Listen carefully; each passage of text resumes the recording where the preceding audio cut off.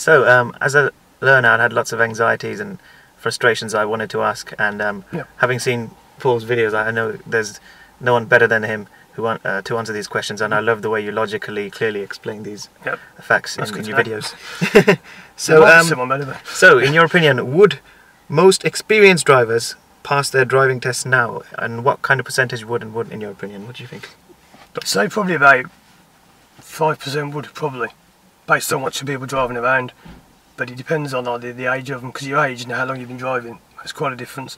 But not many would know, because you've probably seen today when we did the mock test, there's people tearing around, and no, not many would, mainly because they don't stay the same. Like when they pass, they just go off and do what they want. Because like you mentioned in the email, didn't you, but there's no restrictions after you pass, you just do whatever you want.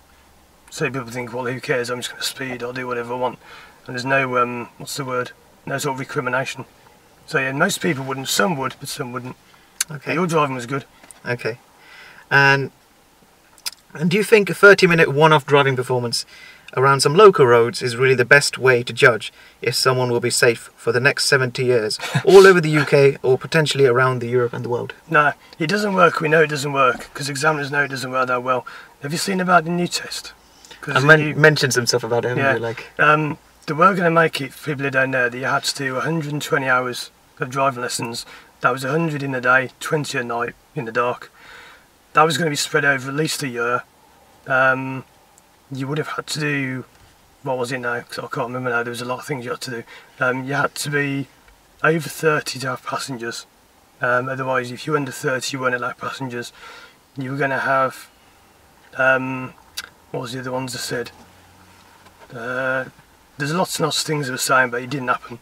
And it's all been kind of delayed now. It might be happening still, but it's kind of delayed. So at the moment, as it stands, it isn't happening. But there was going to be some new rule coming in. Because it doesn't work, we know, because you do 30 minutes and then pass. And then if you took your test again straight away, would you still pass? Probably not. But the thing is that you've got one group, like safety people, are saying you've got to make it harder, too many people are dying. Then the learners themselves are saying if you make it harder, we won't bother, we'll just drive without a licence. So you're trying to get the middle ground where you're not forcing people to drive illegally, but you're not punishing them so much that they don't want to do it. And the cost of, well, that was the thing, the cost. £20 an hour, which I charge for 120 hours, is how much? It's quite a lot. £2,500 it would be. And that is a lot of money to find. The idea was your insurance, this is what I was trying to think of, your insurance would have come down to account for that. But it's very hard, because would that make you a better driver? If you drive round and round and round, like say local roads, would that make you better?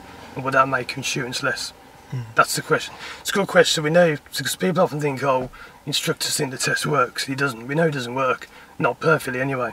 So we're not stupid, we know that. It's just that, if anyone can think of an answer, let us know.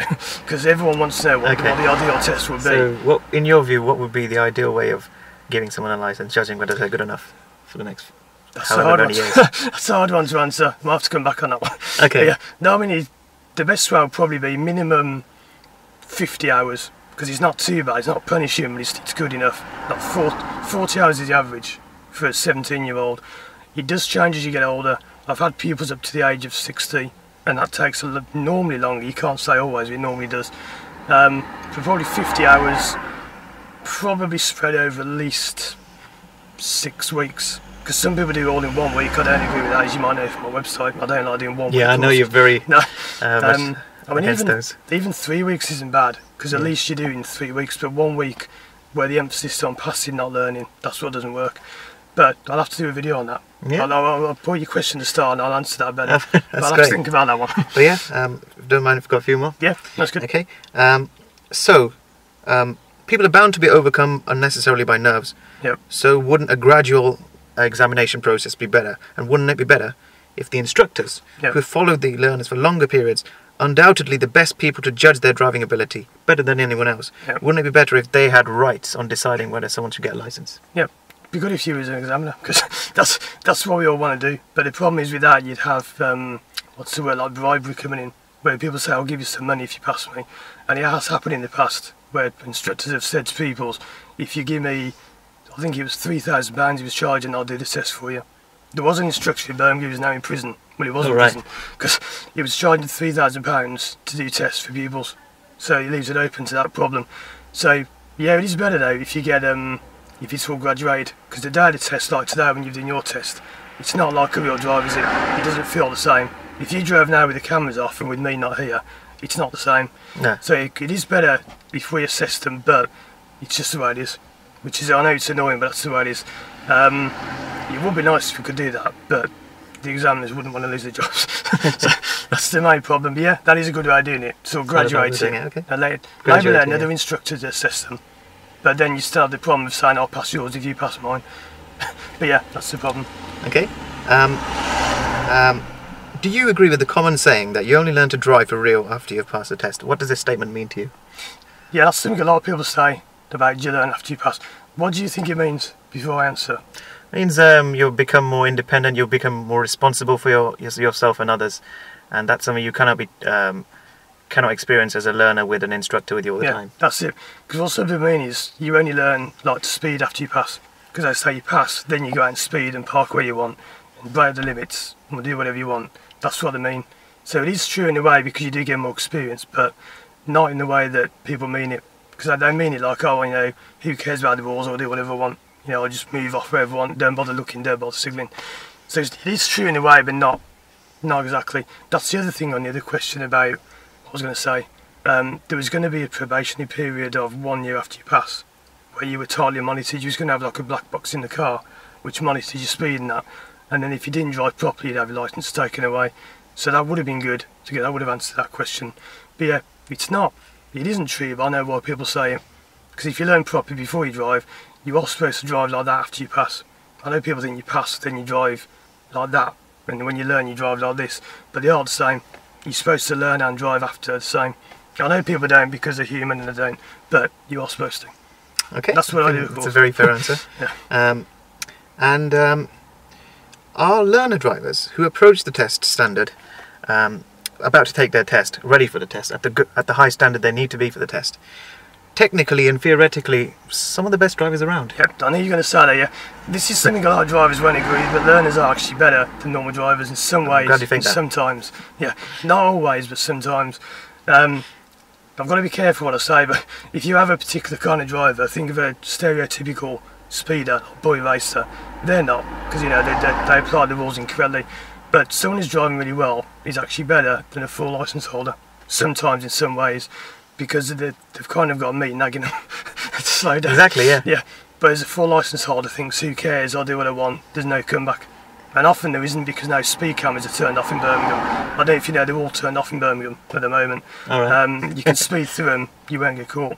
So who's there to catch people? Which is a problem. Don't go doing that, I'm not saying you should. But, you know, they are at the moment turned off as we film this. Well, they were until October, I think. And I think they're being replaced by digital ones. But yeah, that is a good point. And you think they are? Sometimes, not always. There are some that not, but some are. You know, but if I took some full licence holders now, that wouldn't be as good as my learners. I know people won't agree with that. I know, exactly. But, yeah, but it's kind of half and half. Isn't it kind of weird that you have to approach your best standard when you're a beginner? Yeah, that's it. And then when you pass, you just effectively fade do what off. you want. Yeah, that's it. In a way, what they were going to do, that's the other point. To have that back to go. Yeah. Years ago, they were going to say you had to redo your test every 2 years. But as soon as they said that, they got blasted by everyone. It was quite expensive, wasn't it? Yeah. And they said, no way, we're not doing that, because they did research and they showed that it wouldn't actually help.